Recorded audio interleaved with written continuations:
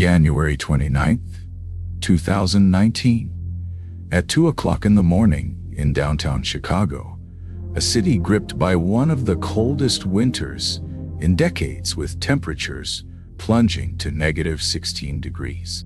An actor named Jussie Smollett, who starred on the hit TV show Empire, walked out of a Subway sandwich shop and headed toward his apartment building.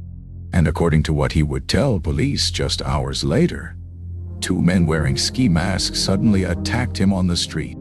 They shouted racial slurs at him, calling him terrible names. They shouted homophobic slurs, attacking his identity as a gay black man. They beat him, punched him, put a noose around his neck. They poured bleach on him, shouting, "This is MAGA country," referring to Donald Trump's campaign slogan. Then they ran away, leaving Jussie injured, traumatized, rope still around his neck. He stumbled home, called his manager, waited 40 minutes, then finally called police to report what he described as a hate crime, a racist and homophobic attack by Trump supporters in the middle of the night in one of America's most liberal cities. The story exploded across America within hours. Cable news ran with it nonstop. Social media erupted in outrage. Celebrities expressed support. Politicians condemned the attack. The story had everything the media craves: a famous victim, racial hatred, political division, Trump supporters as villains. It was the perfect narrative for 2019 America, deeply divided along political and racial lines. And Jussie Smollett became a symbol, a martyr, proof of the hatred and violence that marginalized people face every day. Except it was all a lie. Every single detail. The attack never happened. There were no MAGA supporters. There was no hate crime. Jussie Smollett hired two Nigerian brothers, paid them $3,500, gave them a script, rehearsed the attack, staged the whole thing, and then lied to police, lied to the media, lied to America.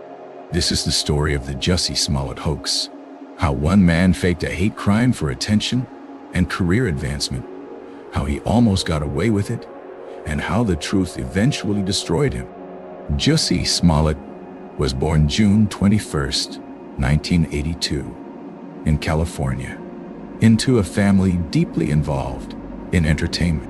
His mother was involved in the industry. His siblings were actors. Jussie himself started young, appearing in commercials and small roles as a child, including a part in the movie The Mighty Ducks. And he continued working steadily through his teens and 20s, never becoming a huge star, but making a living, building a career, staying. By 2014, he landed his breakthrough role as Jamal Lyon on the Fox television series Empire, a show about a hip-hop music dynasty filled with drama, ambition, and family conflict. The show became a massive hit. Millions watched every week. It launched careers, created cultural moments, dominated social media conversation. And Jussie's character Jamal was groundbreaking, one of the few openly gay black male characters on mainstream television. And Jussie himself was openly gay in real life, which made the role even more significant. Representation that mattered to LGBT. By 2019, Jussie was making $100,000 per episode of Empire. He had fame, money, recognition, opportunities. But according to what investigators would later discover, he wanted more. He felt his career was stalling.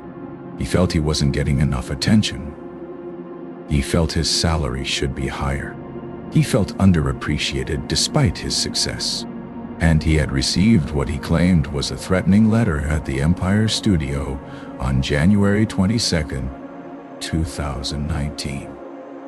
Just 1 week before the alleged attack. The letter contained white powder, later determined to be aspirin. It had cut-out magazine letters spelling threats. It had a stick figure drawing of a man hanging, a reference to lynching. The letter was disturbing, appeared to be a real threat, and Jussie reported it to studio security. And the FBI got involved because threatening letters with powder sent through mail are federal crimes. But according to what Jussie would later claim to friends and what investigators believe, he felt the studio and the media didn't take the letter seriously enough, didn't give him enough support, didn't make enough noise about the threat he was facing. So he decided to create something they couldn't ignore. Something bigger, but something more dramatic. Something that would make him the center of attention. A hate crime attack. What's important to understand about Jussie Smollett before we get to the hoax itself is that he was not stupid, not impulsive, not acting out of temporary insanity or sudden rage. He was calculated. He planned this carefully. He thought through the details. He knew exactly what he was doing, which is what makes the crime so disturbing and so unforgivable. Because this wasn't a mistake. This wasn't a cry for help. This was a deliberate decision to fake it. He knew all this, and he did it anyway. Because he wanted fame. Because he wanted sympathy. Because he wanted a better contract. Because he wanted to be the victim in a story he controlled completely. Let me walk you through what Jussie claimed happened that night. And as I describe it, notice the details that immediately seem suspicious to investigators. Jussie said he left his apartment around midnight to go to Subway, despite the fact that it was -16 degrees outside, with wind chill making it feel even colder, and despite the fact that he could have ordered delivery or had food in his apartment. He walked to Subway, got his sandwich, and was walking home around 2 a.m. when two men he didn't know, who somehow recognized him as a celebrity despite the late hour, and then these attackers ran away, leaving Jussie injured but able to walk. And he went home with the noose still around his neck, called his manager first, and waited 40 minutes before calling police. When police arrived, Jussie still had the noose around his neck. 40 minutes after the attack, he hadn't removed it. He told officers he kept it on so they could see it, so they would understand what happened to him. But think about that for a moment. If someone puts a noose around your neck, your first instinct would be to rip it off immediately. Not to wear it for 40 minutes like some kind of prop, like evidence you're preserving for dramatic effect. Police also noticed other strange details. Jussie had bruising on his face, a small scratch, but nothing severe, despite describing a brutal beating. His Subway sandwich was undamaged, suggesting the attack wasn't as violent as claimed. He wouldn't turn over his phone records, claiming privacy concerns, which made investigators wonder what he was hiding. Why? And when police reviewed security camera footage from the area, they couldn't find any video of the actual attack, couldn't find anyone matching the description of the attackers, and the only footage of Jussie showed him walking normally, phone in hand, not appearing distressed or injured. Despite these red flags, police initially treated this as a real hate crime. And why wouldn't they? Hate crimes happen. Racism exists. Homophobia exists. Violence against LGBTQ people, particularly LGBTQ people of color, is a documented problem. So police had no reason to immediately assume Jussie was lying, and they launched a full investigation, assigned detectives, reviewed hundreds of hours of camera footage, canvassed the neighborhood, looked for witnesses, tried to identify the attackers. Meanwhile, the story went viral. Good Morning America interviewed Jussie where he cried on camera and insisted the attack happened. Robin Roberts asked him questions. He said he was devastated, traumatized, but determined to speak out. He became a hero to many, a victim standing up to hatred. Celebrities tweeted support. Politicians referenced his attack in speeches about hate crimes. The nation rallied around him, and Jussie soaked it all in, giving more interviews, attending events, accepting support, all while knowing it was completely fabricated. But Chicago Police Department detectives are good at their jobs, and as they dug deeper into the evidence, things started falling apart. They tracked down footage showing two men in the area around the time of the attack, and through careful analysis of their movements and clothing, they identified them as brothers Olabenjo and Abimbola Ondero, two Nigerian men who worked as extras on Empire. Police brought them in for questioning on February 13th, 2019, 2 weeks after the alleged attack.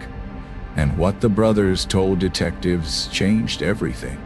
They said there was no attack by strangers. They said Jussie hired them. They said he paid them $3,500 by check, which they could prove. They said Jussie gave them instructions, told them what to say, told them to rough him up, but not too badly, told them to put the noose on him, told them to use bleach, told them to shout MAGA country, and they even took police to the store.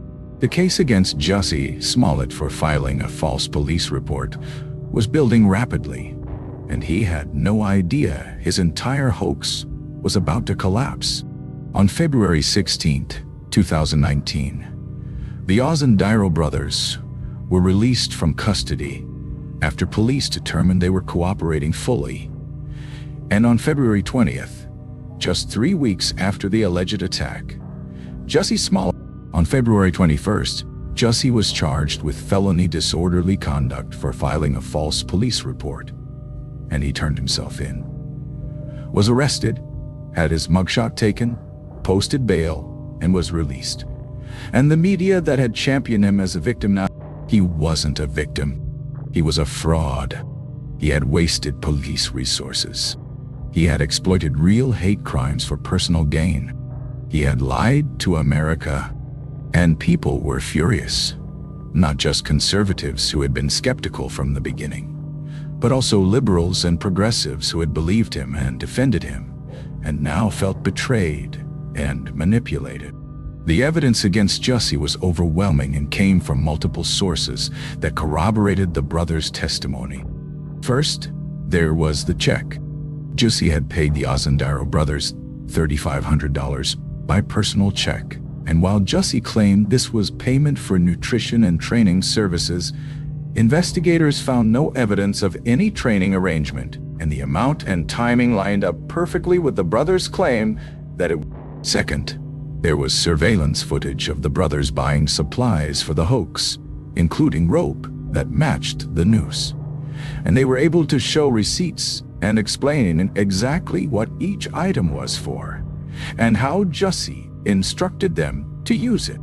Third, there were text messages between Jussie and the brothers in the days leading up to the incident. Messages that showed planning and coordination, though Jussie tried to claim these were about training and music collaboration.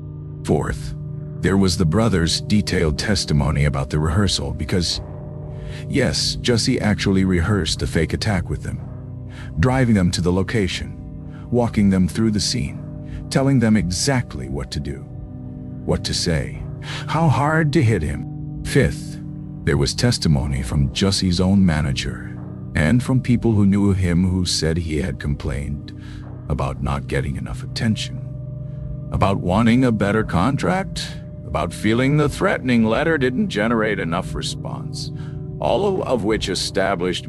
And sixth, there was the absurdity of the original story itself when examined closely, because every detail that made it perfect for media coverage also made it unlikely as a real crime. two racist homophobic MAGA supporters in downtown Chicago at 2 a.m. during a polar vortex carrying rope and bleach and recognizing a TV actor and attacking him but not seriously injuring him or taking his phone or wallet. The whole story sounded like a movie script, and that's because it was a movie script written by Jussie Smollett, starring Jussie Smollett as the heroic victim. The public and legal fallout was immediate and severe. Fox Entertainment, which produced Empire, released a statement saying Jussie's character would be removed from the final 2 episodes of the season, which was a devastating professional blow. His lawyers released statements saying he maintained his innocence and would fight the charges. His family released a statement supporting him. But public opinion had turned decisively against him, with polls showing that most Americans believed he had faked the attack. And even people who wanted to give him the benefit of the doubt found the evidence too strong, too clear, too damning to ignore. And then something strange happened. On March 26, 2019, just over a month after charges were filed, the Cook County State's Attorney's Office dropped all charges against him. The decision to drop charges was so controversial, so widely criticized, so obviously wrong to so many people, that a judge appointed a special prosecutor. Jussie pleaded not guilty. His attorneys argued that this was double jeopardy, that he couldn't be tried again after charges were dropped. But courts rejected that argument because the original dismissal was part of a deal, not an acquittal. So legally, he could be prosecuted again. And this time, the case would go to trial. The evidence would be public, and Jussie would finally face real accountability for what he did. The trial began on November 29, 2021, nearly 3 years after the fake attack, and it lasted 6 days, and it was a public spectacle with media coverage and public fascination because people wanted to see Jussie. The prosecution presented the Osundairo brothers as star witnesses. They testified in detail about how Jussie approached them, recruited them, paid them, gave them instructions, rehearsed with them, and carried out the hoax. They showed the check, the receipts, the text messages, the surveillance footage. They proved through phone records that Jussie had texted one of the brothers, "Might need your help on the low days before the incident, and be ready the night before," which showed premeditation and hand coordination. They brought in police officers who testified about inconsistencies in Jussie's story, about his refusal to cooperate fully, about how the investigation revealed the truth. The case was overwhelming, clear, documented from multiple angles, and the defense had virtually nothing to counter it with. Jussie's defense strategy was essentially to claim the Osundairo brothers were lying, to suggest they were motivated by homophobia or money or attention, and to insist that Jussie had no reason to fake an attack because his career was going well. But this argument fell flat for several reasons. First, the brothers' testimony was corroborated by physical evidence that couldn't be explained away. The check, the receipts, the surveillance footage, the rope that matched the noose. Second, the brothers had no clear motive to lie. They weren't getting paid for their testimony. They weren't trying to become famous. They were just telling the truth about what Jussie asked them to do. And third, even if Jussie's career was going well, investigators had established that he wanted more money, more attention, more sympathy, more leverage in contract negotiations, and that the threatening letter he received hadn't generated a... The motive made sense, the evidence supported it, and the defense had no credible alternative explanation for why all this evidence existed if Jussie was telling the truth. On December 9, 2021, the jury found Jussie Smollett guilty on 5 of 6 counts of disorderly conduct. meaning they believed beyond a reasonable doubt that he had lied to police about being the victim of a hate crime. And then the one count, sentencing was scheduled for months later, giving Jussie time to file motions and appeal and try to avoid punishment. But the verdict itself was a victory for truth, for justice. On March 10th, 2022, Jussie Smollett was sentenced to 150 days in jail, 30 months of probation. Jussie was taken into custody immediately after sentencing, and as he was led away, he shouted, "I am not suicidal. If anything happens to me when I go in there, I did not do it to myself." Which many interpret. He served just 6 days of his sentence before being released, pending appeal. And as of 2024, he remains free, while his legal team continues to challenge the conviction through the appeals process. The damage Jussie Smollett caused extends far beyond his own ruined career and legal troubles. And this is what makes his hoax so unforgivable and so important to understand. Because when someone fakes a hate crime, they don't just hurt themselves, they hurt actual victims of real hate crimes who may not be believed because of hoaxes like this one. They hurt marginalized communities whose real experiences of discrimination and violence get dismissed as exaggerations or lies because of high-profile frauds. They hurt police departments that have to divert resources from real crimes to investigate fabricated ones. They hurt the public's trust in media, in celebrities, in institutions that reported the hoax as truth before the investigation was complete. And they hurt the cause of justice itself by making it harder to prosecute real hate crimes, because defense attorneys can point to hoaxes and create reasonable doubt about whether this time it's real or another fabrication. Jussie's career is essentially over, which is appropriate given what he did. But it's worth noting that he destroyed it himself through his own actions and his own lies and his own refusal to accept responsibility even after being convicted by a jury. Empire wrote him out of the show permanently. He was dropped by his talent agency. Casting directors won't hire him. Studios won't work with him. His name is now synonymous with fake hate crimes and racial hoaxes. He lost millions in potential earnings, lost his reputation, lost his career, lost everything he claimed he was trying to protect and enhance through the hoax.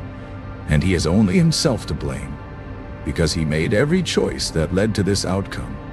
From plan, some people might feel sympathy for him, might say he made a mistake and has paid enough. But the truth is, he didn't make a mistake. He made a calculated choice to exploit racial tensions and homophobia for personal gain.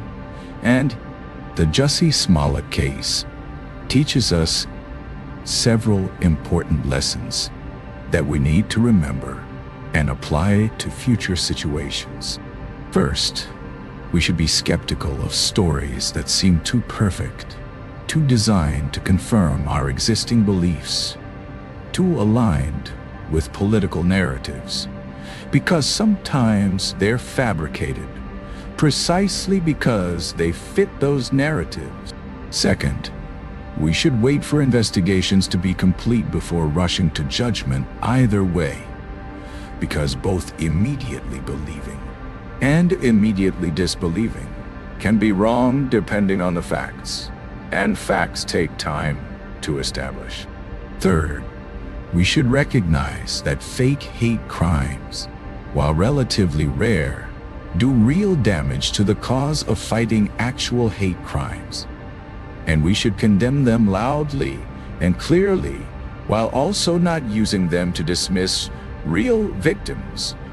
Fourth, we should understand that celebrities and public figures are not automatically telling the truth just because they're famous or because they belong to marginalized groups. Everyone is capable of lying, and we should evaluate evidence rather than making decisions based. And fifth, we should remember that accountability matters, that justice matters, that consequences for lying and fraud and exploitation matter. Because without accountability, society breaks down and truth becomes meaningless and justice becomes impossible. This has been the story of Jussie Smollett, the actor who faked a hate crime for attention and career advancement, who hired two brothers to stage an attack, who lied to police and the media in America. The fake attack happened on January 29th, 2019. The lies continued for weeks. The truth emerged through good police work and cooperating witnesses. The conviction came in December 2021. Dori Ga. The sentence in March 2022. Da. And as of 2024, Jussie Smollett maintains his innocence despite overwhelming evidence, despite a jury conviction, despite